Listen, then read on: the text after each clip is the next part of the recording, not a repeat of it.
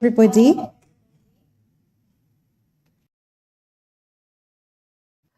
You're very welcome to yet another episode of Faithful, Available, Teachable Talks, otherwise known as FAT Talks, brought to you from the Fidelis Leadership Institute. You're very welcome, and today we have a special guest in the house, and we're discussing a very important topic: when is enough enough? Managing success. I want to thank Smart 24 TV. We are live right now in all the East African countries and any country that has DSTV in Africa. We are also on Twitter Spaces at the Fidelis Leaders on Twitter and at Smart 24 TV now. We're very happy to have all of you that are present. I see some people on Twitter Spaces. I see some people already in our link. Our guest is online, and I just want to take some time and introduce him as he comes online. The Fidelis Leadership Institute is a leadership organization that is called to create a critical mass of ethical leaders.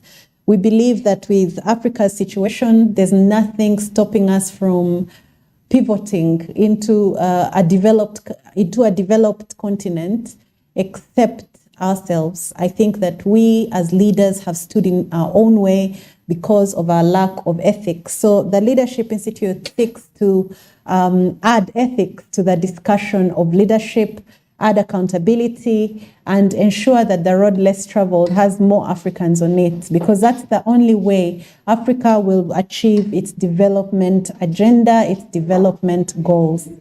I want to say that we have, as a Fidelis Leadership Institute, we have very many products. We have a fellowship, a 16-week fellowship that we've just concluded. We have some graduates that just graduated. I want to congratulate them. We had about 20 graduates in this round. We also want to congratulate the FITSPA because they're ladies, 40 ladies from FITSPA. This is the FinTech Association of Uganda. Have also just graduated from a 2-month fellowship on leadership in the tech space for women. And we are now, I'm excited to say that we are now starting our new cohort. We're taking registration for our new cohort, which will be starting on July 1st, and registration is happening right now. If you check out our website at Fidelis Leadership Institute at fidelisinstitute.org, that's the website, or at Fidelis Leaders on Twitter Spaces and LinkedIn, you'll be able to find out how you can register. I want to thank again our partners, Smart 24 TV, for bringing us here today. Because we are trying to encourage ethical leadership, we find every Thursday at 4 p.m., we find leaders across Africa and even beyond who have made it, who have walked the road less traveled, who have used ethics and have made it. In my language, sometimes they say, the wicked prosper. Even the Bible says, do not despair when the wicked prosper. But I want to say that I have proven from the people that we've been able to talk to. In the last 2 years, we've had over 200 people that we've interviewed, and these people are ethical, they are leaders, they've made it, and they have clean names, and they sleep at night. So today I'm bringing you yet another such leader, Mr. Chacha Odera, born Hilary Odera, who is an eminent advocate from the Law Society of Kenya. He has been a lawyer to president, to government. He has dined with Kenneth Kaunda. He'll tell us about that, with President Kenneth Kaunda. He'll tell us all about that. I don't know whether he's comfortable doing that, but I keep seeing some of these things. He studied in an interesting institution, an African institution where, most of his colleagues are probably don't look like Africans, but are Africans. So there's so much he has to tell us today, but let me introduce him formally. Before I introduce him formally, Chacha, would you like to say hello to your people?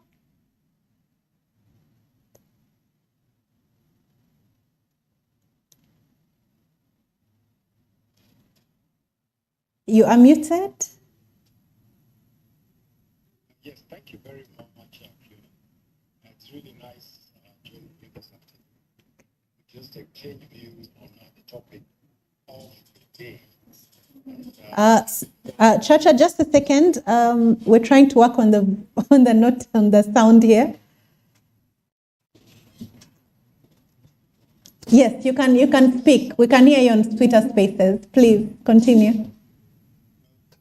Somebody says they can't hear.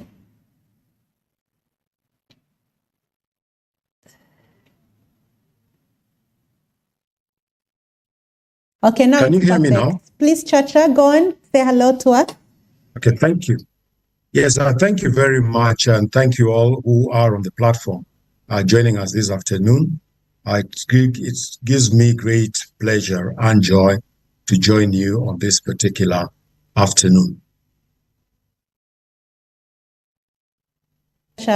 Now to introduce Chacha, he is the senior partner of Oraro and Company Advocates, one of the probably oldest, not oldest, but one of the oldest locally owned law firms in Kenya. And he practices in the dispute resolution practice group. He has 34 years experience in the legal practice and has represented local and international clients in commercial disputes, constitutional law, electoral disputes, employment, and labor law. He's also an insolvency practitioner and is an expert in property law. He has been ranked by leading international legal directories like Chambers and Partners, Legal 500, as a leading lawyer in dispute resolution and employment. In the Chambers Global Guide 2022 rankings, he received a plethora of praises from the Kenya legal community, with market observers regarding him as full of wisdom, yes, courteous, very respectful, hardworking, a team player, a man of high integrity. And this is all we are about today. He also maintains his cool, says his clients, and is highly efficient. And they also added, especially his colleagues, that Chacha is very well known and regarded in employment law. Chacha was also recognized as the overall lawyer in the year 2019 at the Nairobi Legal Awards, hosted by the Law Society of Kenya, Nairobi branch. He's deeply passionate about philanthropy, pro bono services, and mentorship. I'm actually one of his mentees, I'll say that. He mentors people across Africa. For instance, Chacha has taken up various notable pro bono matters over the years, including representing one of the leading Kenyan media houses in an inquiry regarding the attack on its printing press. He has also mentored various young advocates over the years, many of whom have proceeded to become great lawyers in his own right. Chacha holds a Bachelor of Laws from the University of Nairobi, Kenya, and a postgraduate diploma in law from the Kenya School of Law.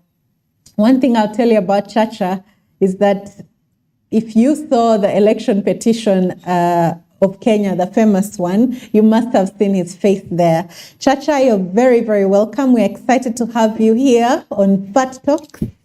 And we have an interesting topic today. Chambers Global has ranked you as a man of integrity. So you qualify in as far as getting ethical leaders to inspire us. So just tell us a little about Chacha. Who is Chacha? Well, that's a difficult question, but I'll try the best that I can. I am Chacha, and I try being who I was created to be, to live the original version of myself.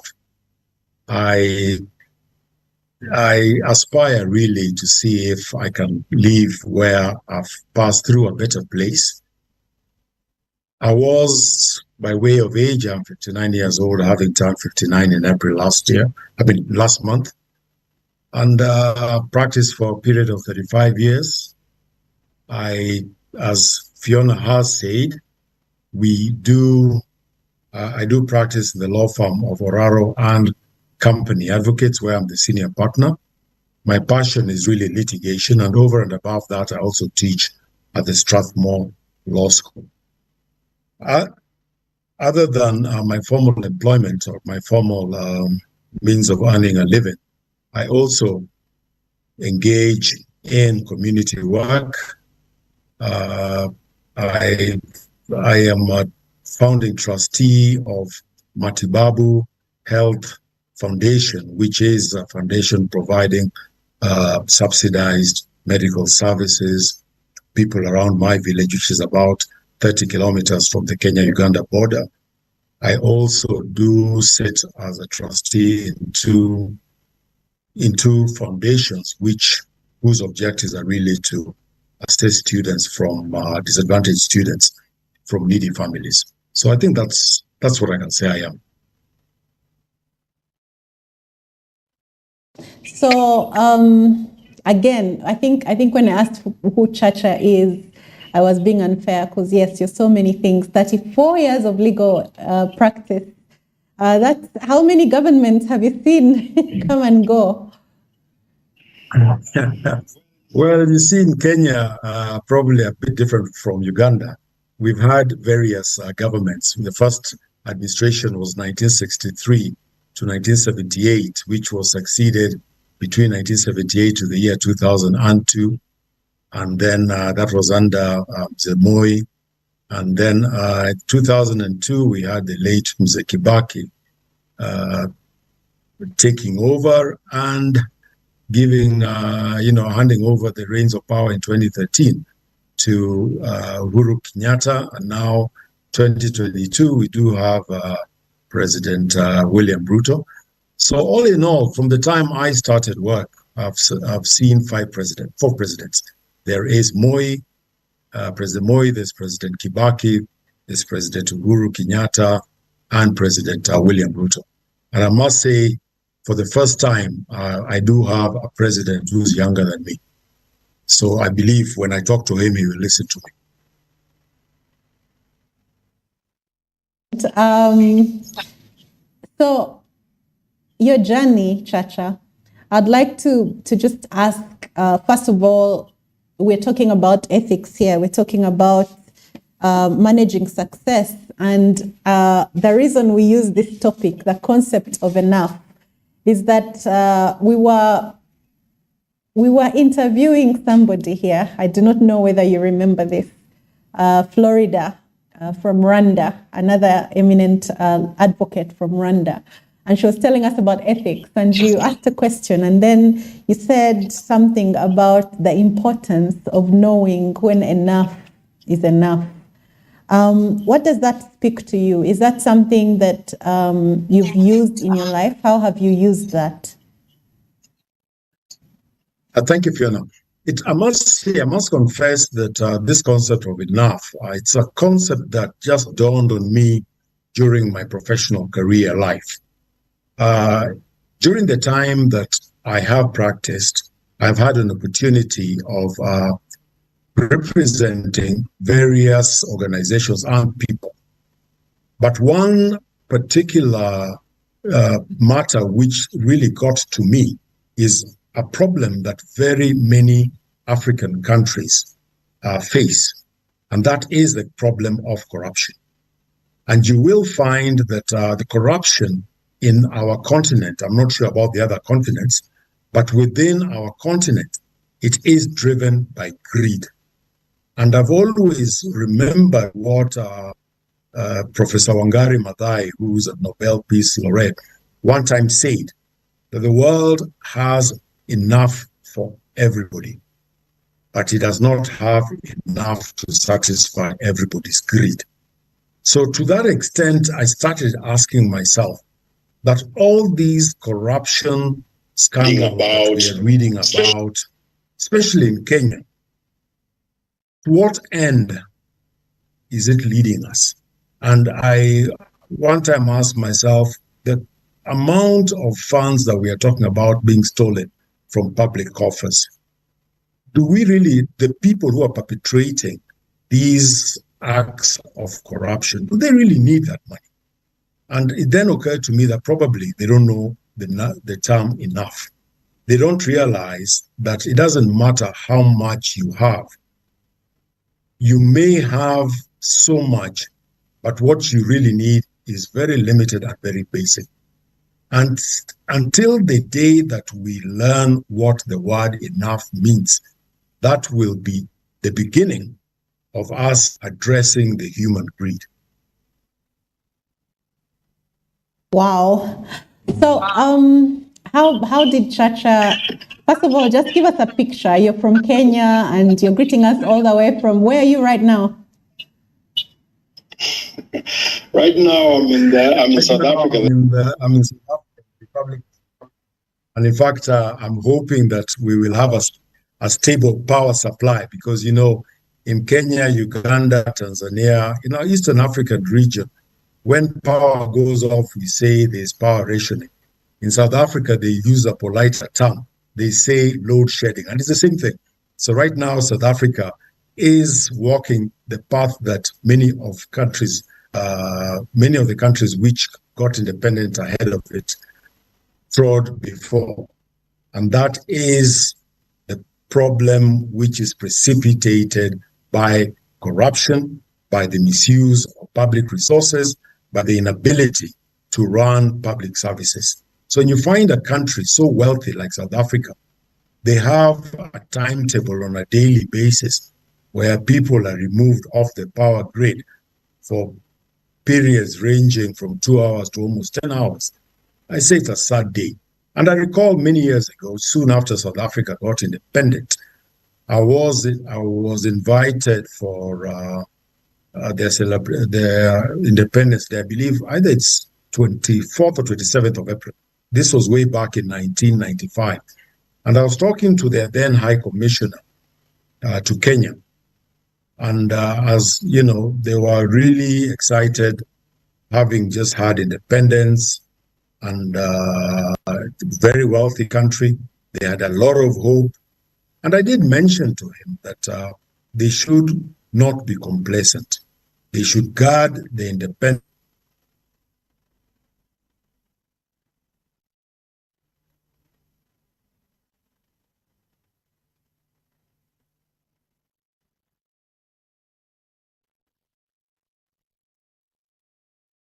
Other African countries have gone. And I told him Kenya, between 1963 and 1983, things were really great. And then the downward slide began. Yeah. Zimbabwe, between the year 1980 to the year 2000, same thing. Great country. 20 years, things start sliding. I told this High Commissioner that watch the 20-year curse. And unfortunately, less than 14 years later, I was in South Africa and I met him by chance. And he told me, Chacha, what you predicted has come to pass. And I said, it's a pity that it's a curse that we African countries, so much endowed, both with human resource, natural resource, we should find ourselves where we are today. And when you think about it, it goes back to that concept of greed and the inability to understand that there's something called enough. Wow. I couldn't have, put it better myself, Chacha. You've used South Africa, you've used all these other countries. In Uganda right now, we're suffering from some scandals. The Karimojong have missed out on iron sheets. But also we've had an episode where Ugandans are calling out corruption issues, where public services are not being given. It's unfortunate that, when you go to South Africa and see those malls and those buildings and see the roads and the highways, you think, they are in a first world country. In fact, they ask you that, oh, you're coming from Africa. So it's very sad to hear that they are suffering a similar plight because of corruption. How do you measure success? Yeah, sorry. So it is sad because it is the typical example of an island of wealth in a sea of poverty. tiny, tiny pockets of very, very wealthy people. But ultimately, you will find that the poverty is always a threat to those who think that they are prosperous. They should never sleep easy. In fact, one of the things which I find very interesting in Kenya is that in Nairobi, all the golf courses in Nairobi, all of them except one, the Karen Country Club golf course, all others, beautiful fairways, beautiful greens and all. But somewhere at the end of the golf course, they're bordered by slums. And whereas these people hit this tiny ball, they watch the ball fly right across the fairway, but they hardly realize that across the fairway, there are slums and there's poverty threatening from around the club. And I keep on telling myself and my friends that I wish we would concentrate not just on that tiny ball that we are swinging across the golf course, but let's address that which lies across the golf course. I think that's the philanthropist in you speaking, but also you raise a very important point. For as long as we are, I'm sorry, I'm hearing an echo. I hope all is well. For as long as we continue to, I don't know why I'm hearing an echo, but for as long as we continue to do this, then those slums are going to continue to be a threat to the golf course. When you have poor people in your community who have no bread and your prosperity is built on their backs, they're always going to be a security threat. They say that the rich man doesn't sleep because his riches are not secure, and the poor man doesn't sleep because he's hungry. So it's a vicious cycle of poverty when those that are able to do not actually stand up to be counted. Chacha, what's your definition of success? I know that some of us want to be like you when we grow up, but I know that you are a very ambitious man, and you probably, are looking to other people. But what would be your definition of success, Chacha? Yes, thank you for being very specific what my definition of success is, because success is defined variously by the various people you ask. But for me, success is really making a difference in the circumstance that you find along your way. I do not define success by the amount of shillings and cents or dollars that people have in their bank accounts, nor the size of their limousines, nor the suburb that they live in. But I define success by the difference, the positive difference one makes within the community. And to the individual, to you as a self, being able to be content. But if you can't be content, or you don't know what enough is, you'll never be content and you'll never be successful. It reaches a stage when one realizes that there's very little that is required in order to survive in life or to be happy in life. And once you are able to define what one requires to be able to make a difference, a positive difference in life, and to work towards it, and to be able to also be content with yourself and be comfortable in your own skin, then I would say you are successful. That was very succinct. Sometimes we Africans use the 1, 2, 3, 4, and then continuing principle, which is 1 wife, 2 kids, 3-bedroom house, maybe 4 cars. And sometimes the houses and cars and kids and wives start again at 5, unfortunately. And I think from what I'm hearing from you, you will never be salt to the earth or useful to your community for as long as you are still hungry, still ravenous, and for as long as your success is not enough.